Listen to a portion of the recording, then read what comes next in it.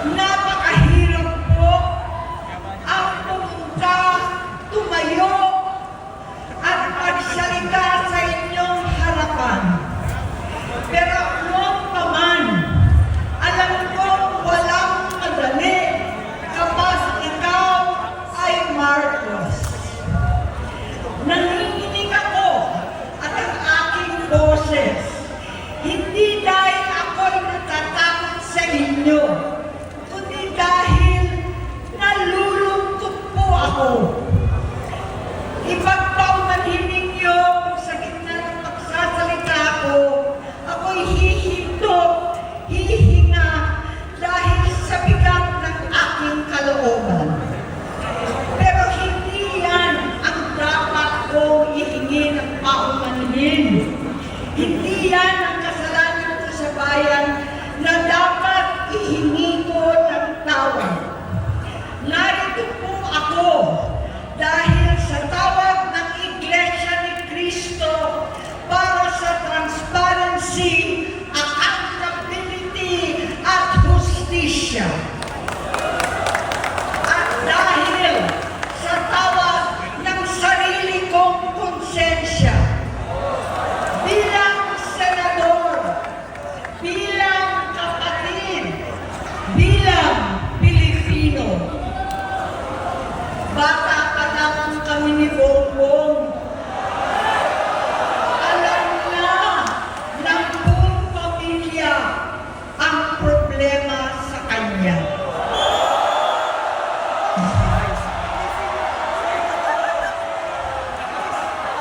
Sa totoo lang, mababasa naman ng lahat ang mga testimonya ng aking ama patungkol sa kanyang ugali at gawain. Noon, dahil may tatay pa kami, hindi ko pa siya responsibilidad. Noong tumatanda, ay mas naging nakakabahala. Batid ko na nagdadrag siya.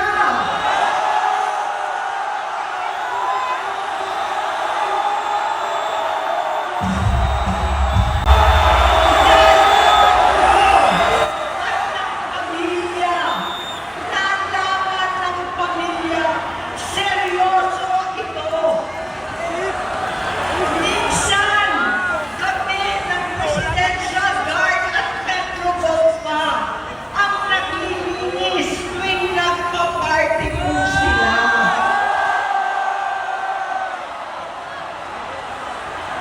Nabuhay kaming magkakapatid sa ibang bansa. Kami-kami lang. Kinumbinsi ko pa si Bongbong. Pakasalan mo na si Lisa. Naisip ko noon, kapag nag-asawa siya, malalagay na sa tahimik at magkakaroon ng direksyon. Ang laki ng pagkakamali ko. Mas lumala ang kanyang paglulong, magkalulong sa droga.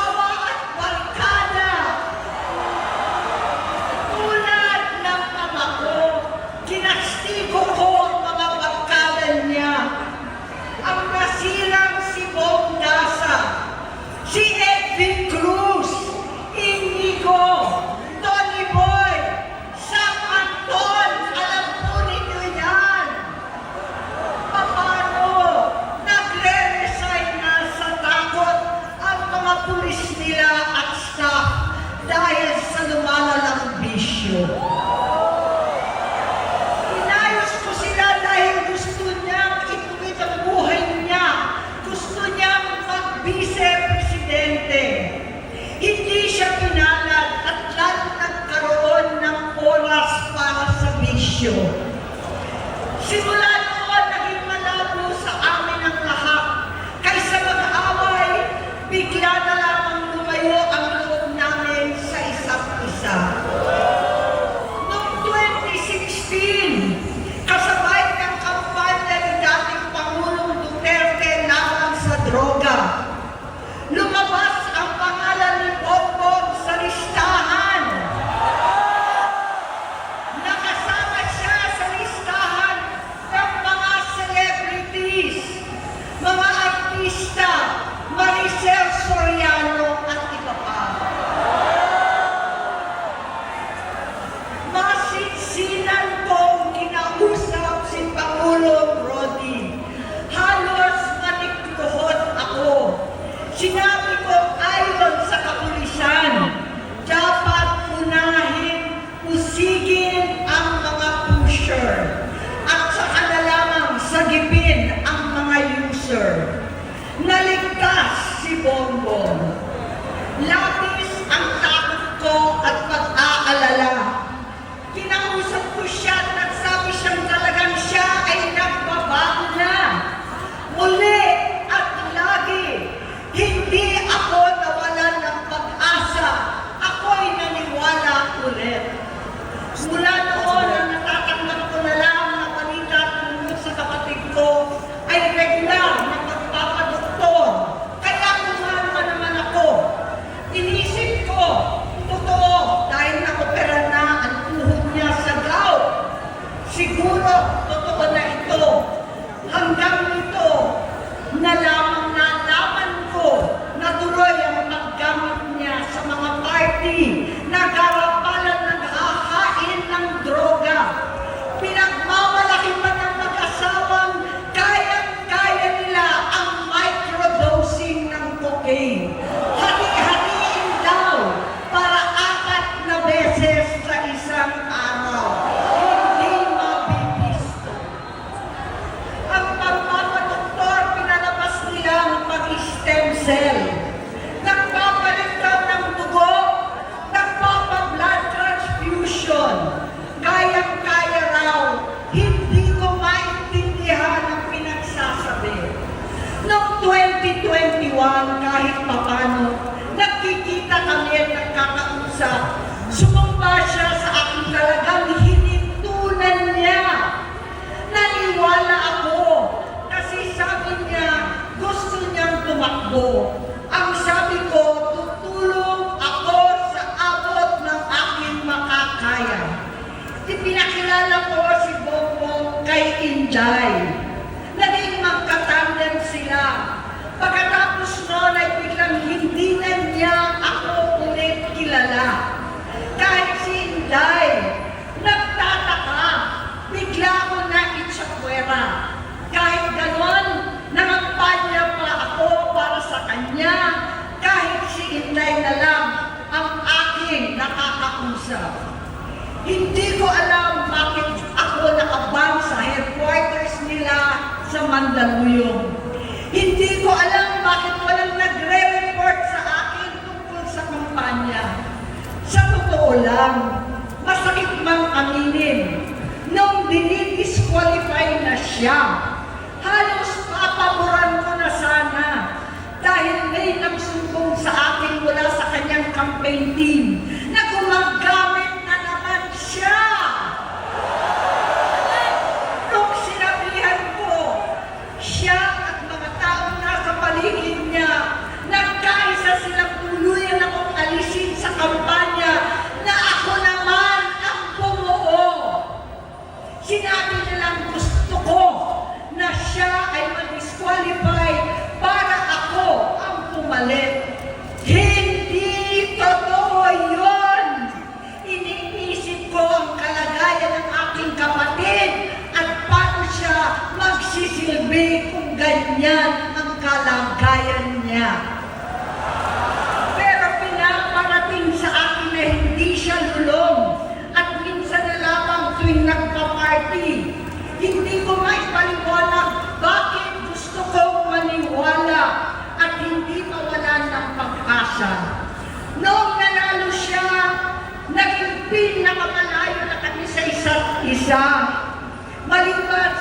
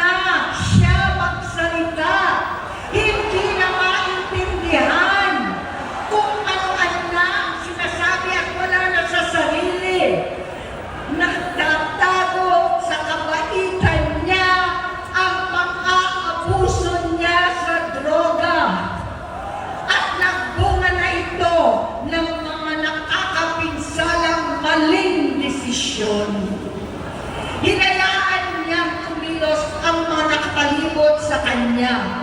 Yung mga umaastang presidente habang nilululong siya ng mga ito, hindi na kami nagkausap. Sa harap ng publiko, pinipilit kong magmukha kaming maayos. Pero wala na kaming koneksyon. Hindi ko hinihiling na maunawaan ninyo ako, lahat kayo. Sa palagay ko, ang makakaunawa lamang sa akin ay ang mga pamilya may pinagdaanan sa adiksyon, sa inom, sa sugal, sa alak, sa bisyo, higit sa lahat, sa droga. Pag hindi ko siya nakakasama, buong aking loob na ipasok sa institusyon, ipagamot, iparihab ko na yan. Pero tuwing maghaharap kami noon, hindi kaya ng aking kalooban na gawin yon. Tuwing magsasabi siya sa akin na magbabago na siya, hindi ko siya kayang tiisin. Hindi ko kayang ipagkait sa kanya mga pagkakataon at pagbabakasakali, umaasa ako at laging nananalangin na sana, oo nga, nagbago na siya. Hanggang dumating ang 2024 at 2025, yung bisyo niya na ang dahilan ng pagbaha ng korupsyon, kawalang direksyon, at maling-maling mga desisyon. Walang accountability, wala na ang hustisya. Hindi na niya alam ang nangyayari. Hindi na pinapaalam sa kanya ang mga pangyayari. Sinamantala ng mga ito ang paggamit niya ng droga. Kinamkam na nila ang kaban ng bayan habang ang mga dating tumatawag sa amin ng magnanakaw ay nakakita ng pagkakataon sirain ang lahat. Nagagamit na nila si Bongbong para sirain si Inday. Itinutulak pa nila si Bongbong at ang bayan sa bangin para umastang tagapagligtas.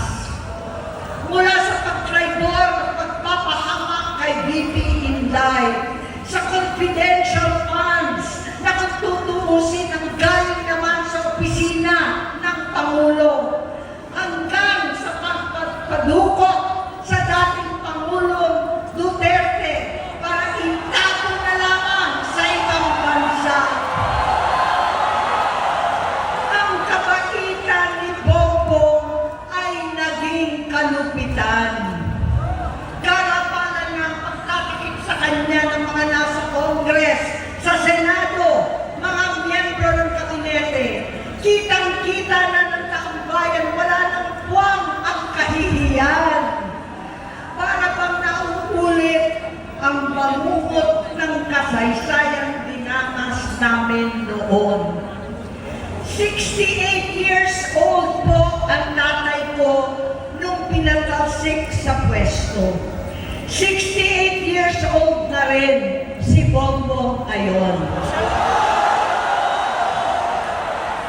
November 17 din noong 2021 nung nakumbinsi ko si Inday na magbise kay Bongbong.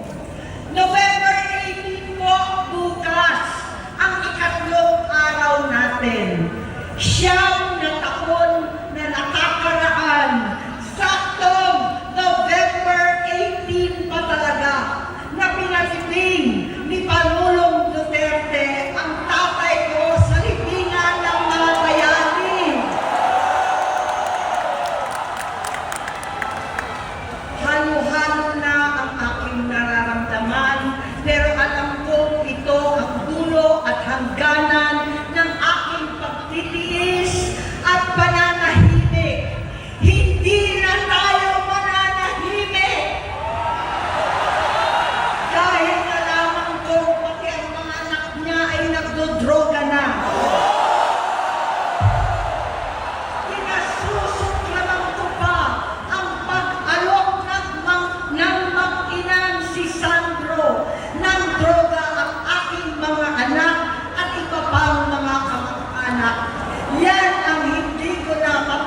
malampas. Sa loob ng halos 4 na dekada, wala akong ibang pinangarap kundi maipakita sa sambayanan na hindi kami masamang tao. Hindi masama ang pamilya Marcos. Gusto kong ibangon ang dangal ng aking ama sa pamamagitan ng nagpagtatrabaho para sa bayan. Sinikap kong maging mabuting gobernador, kinakawan, senador. Hindi ako halos nagpapahinga para makapag-iwan sana ng legasiya na kapag sinabing Marcos, nabawi na namin ang tingin sa nakaraan. Ngunit sa kagustuhan kong maging responsableng anak, matupad ang pangako ko sa aking ama. Nabigo akong maging mabuting kapatid. Naging mahina ako kay Bongbong. Sa kapulisan at sundalo, sa lahat ng mga leader at tagapagpatupad ng batas, siya ang Pangulo natin ngayon. Sinabi ko kung anong kalagayan niya ngayon. Tulungan niyo ako mapabuti ang kanyang kalagayan. Tulungan niyo ako matulungan siya. Hindi niya ako kalaban. Ang kalaban niya ay ang sarili niya.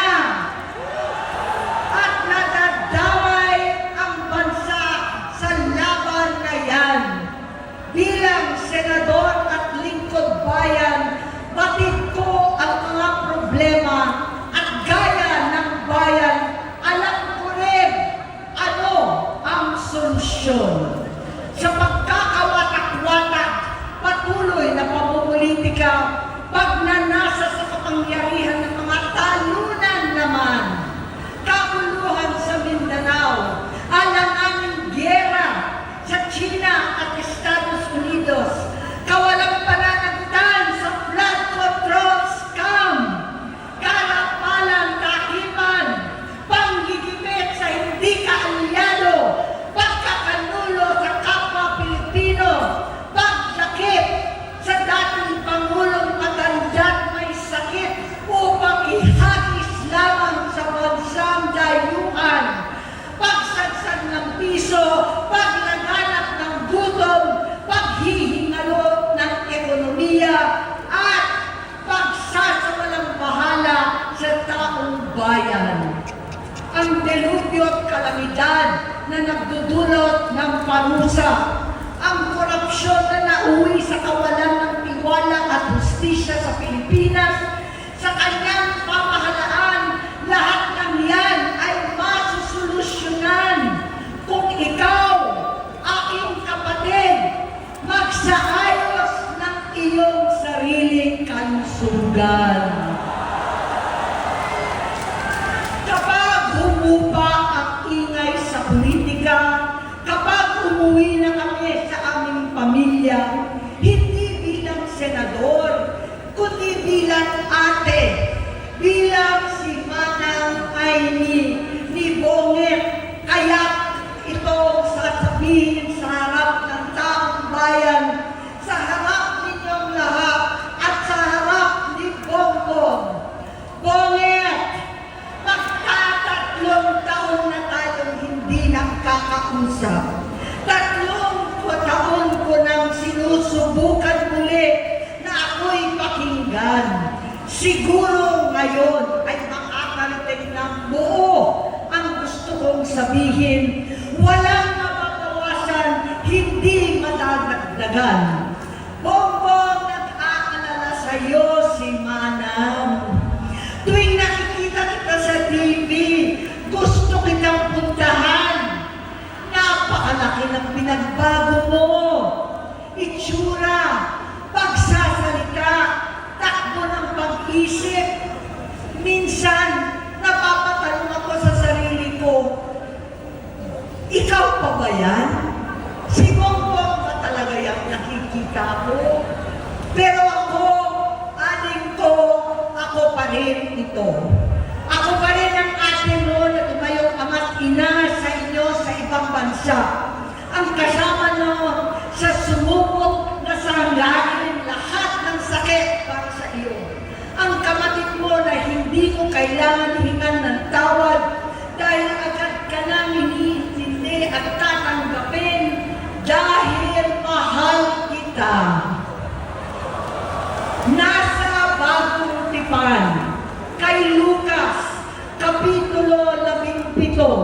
versikulo 3 hanggang 4. Kung magkasala ang iyong kapatid, sawayin mo siya. At kung siya'y magsisi, patawarin mo siya.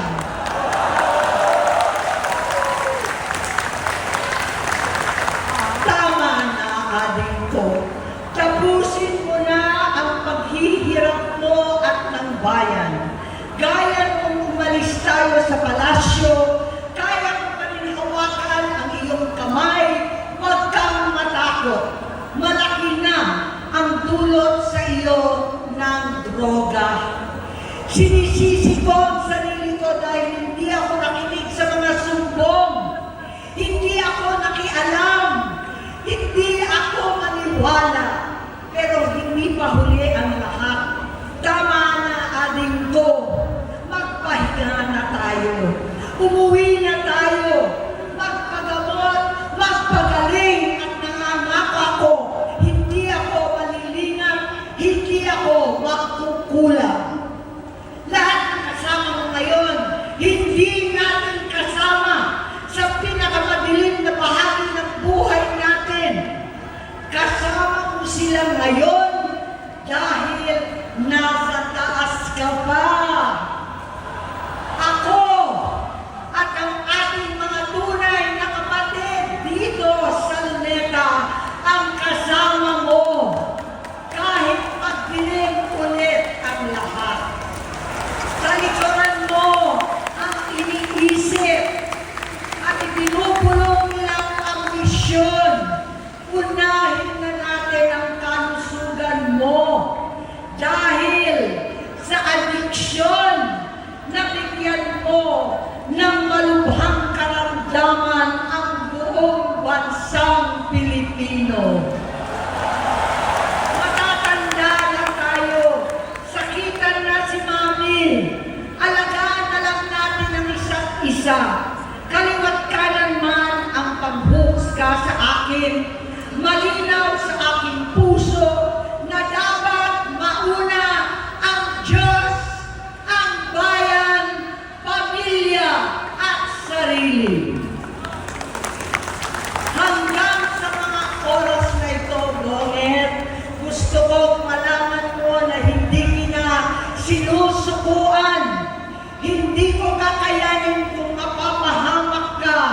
Kaya hinihingi ko na tayo'y umuwi na, mamahinga, alam sa iyong kalusugan. Kaya ko mabigo at mawala sa iyo ang posisyon, pero hindi ko kayang mawala ka sa amin.